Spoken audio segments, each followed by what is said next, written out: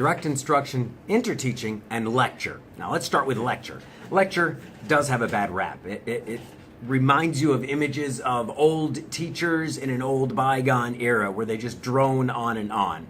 But really, lecture, it does have its place, but mainly its place is in the higher education system. It's colleges, it's professors, because those are experts at their field. They're not necessarily experts at pedagogy. They're not experts at teaching. They're experts in their content area, so they lecture. Usually those lectures are somewhat memorized and they present to an audience. It's not meant to be dynamic. However, now let's look at the cousin of lecture, which is direct instruction. That is heavily needed in schools, and that's where it's you, the teacher, providing explicit instruction to the group of students. Generally, it's going to be the whole group of all of the students.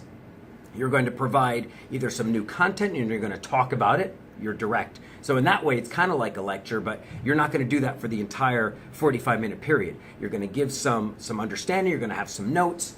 You might use direct instruction to explain a game or an activity that's coming up. Interteaching is fascinating.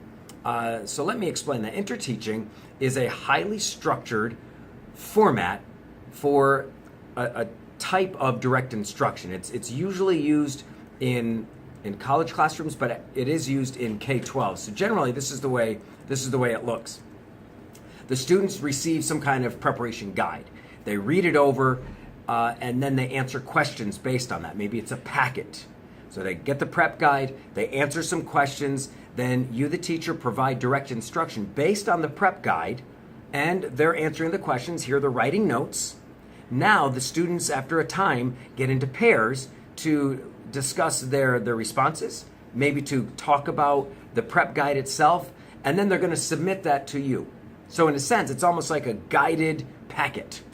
So interteaching is very interesting because there can be some interaction. And that's up to you, the teacher, to make it so. Interteaching is a very interesting way to teach, and I highly recommend you doing it at times. I wouldn't do it every day.